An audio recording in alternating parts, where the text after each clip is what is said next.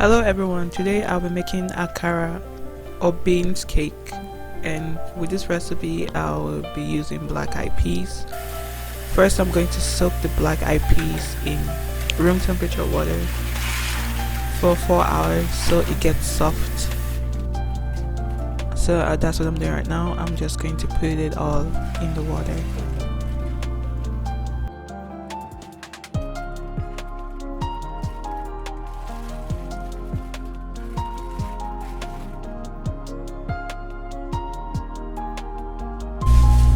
After a few hours, you can see the quantity of beans has doubled because it absorbed some water, and you can see the shell of the black eyed peas starting to come out. So what I'm going to do is I'm going to try to take as much of the beans shells as possible. I want the coating of the beans to come off, and with that I'm just going to do that I'm just going to use a rolling pin which I use for pastries to just pound the beans just to get the skin off the beans. As you can see, that's what I'm doing. And then when I'm done doing that, I'm going to wash the beans to get most of the skin off, and you will see that in the next couple of clips.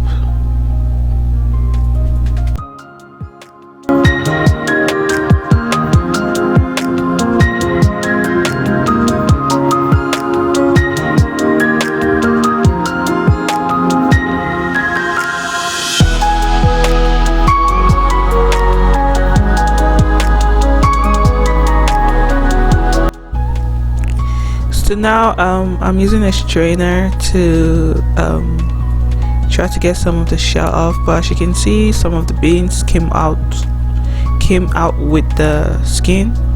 So I poured it back in, and then I just washed the beans with my hands just to get it more agitated. And what's going to happen is the skin will float on top of the water, and then you just strain the skin out, throw it away, and pour some water back in the beans. The skin will float, and then you pick the beans that might have fallen into the strainer, put it back in the bowl, and then add some more water again, if that makes sense. So that's how we do it, just to get the skin off. That's how I do it, and doing it this way is really fast. You just have to divide the beans in half, that way you work in sections.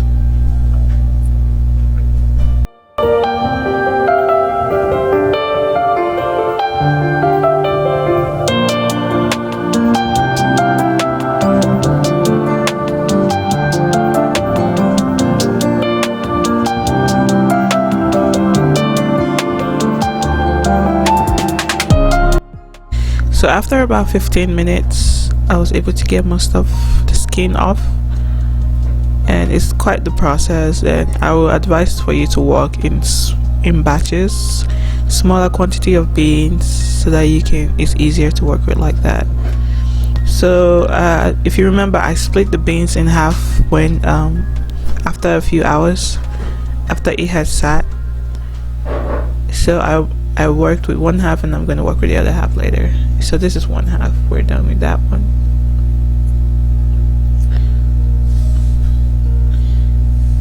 So I'm just going to drain the water out, and then we're going to proceed to the next step.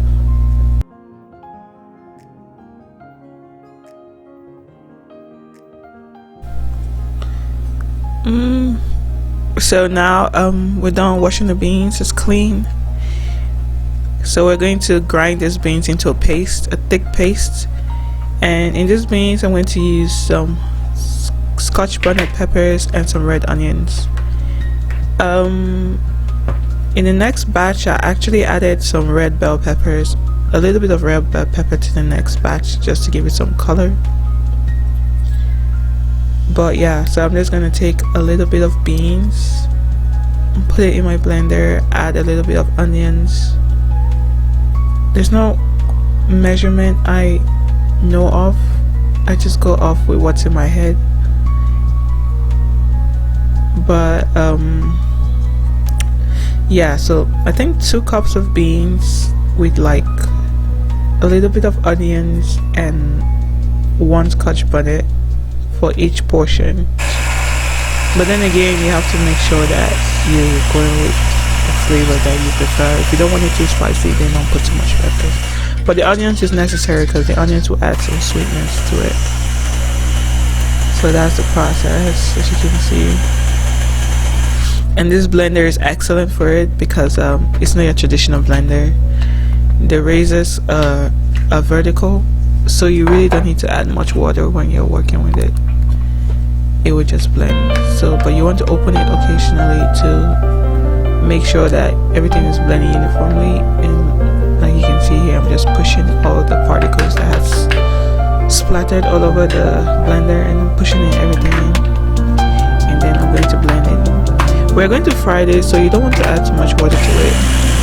You want to make it as thick as possible. So that's the process we're going to do until we're done grinding the beans.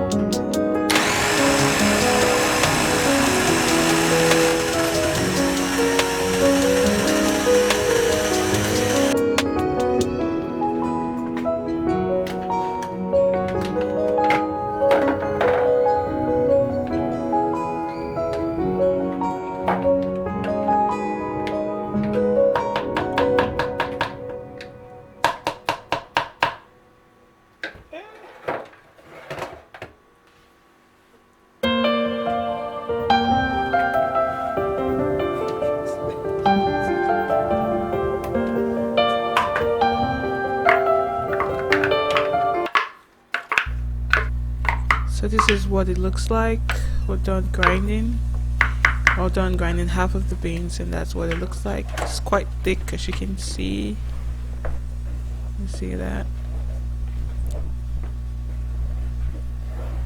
I definitely could have made it thicker, but that's what I was able to come up with. And what I'm grinding is some dried fish. It's cray fish.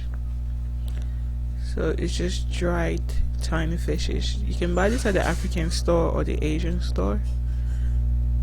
It's just dried tiny fishes. We call it crayfish. I'm going to grind that down into a powder, and I'm using a smoothie grinder for this because it just works perfect. And that's going to be used to season the beans.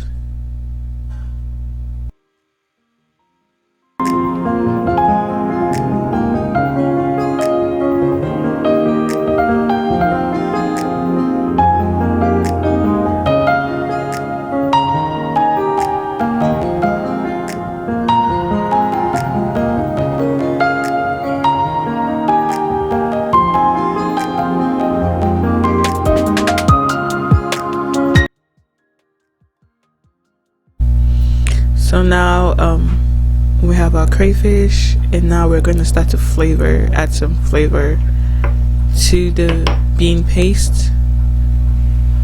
And I'm going to use some seasoning cubes. I used 3 of them.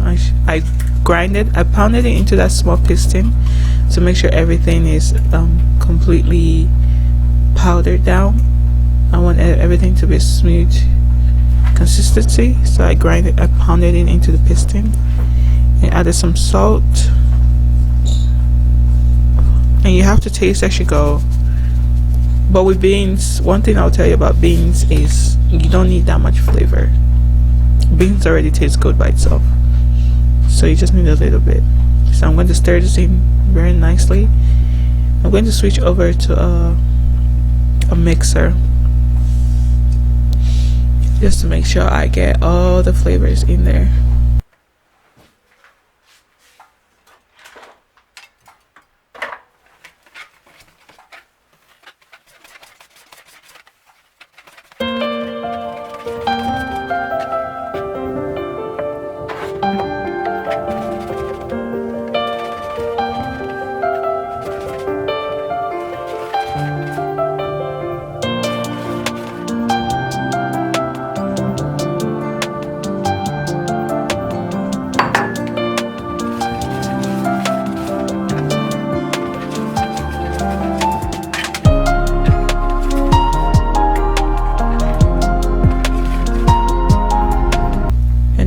To add some crayfish, just crayfish. Like I said, taste as you go.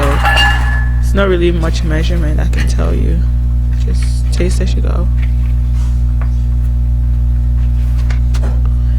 And now I'm going to add in some onions. The onions I used to grind the beans, I didn't use all of it, I forgot to mention. So that's what was left after I had grinded the beans, and that's what's left after I was done grinding the beans. So I just diced it up and I put it into the bean paste.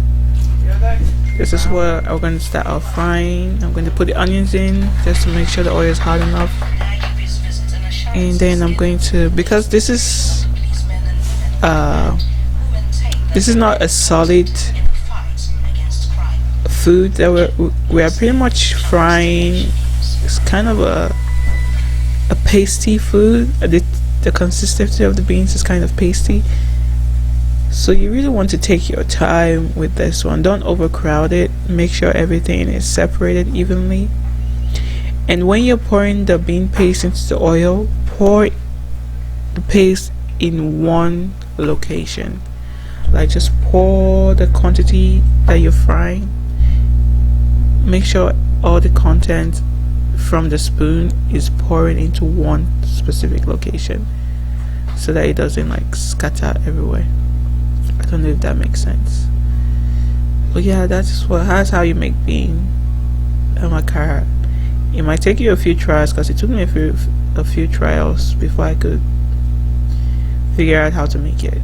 But it's a process, but I think it's worth it. Fry on medium heat so it fries all the way through. And that is the first batch of beans, and it came out tasting really nice.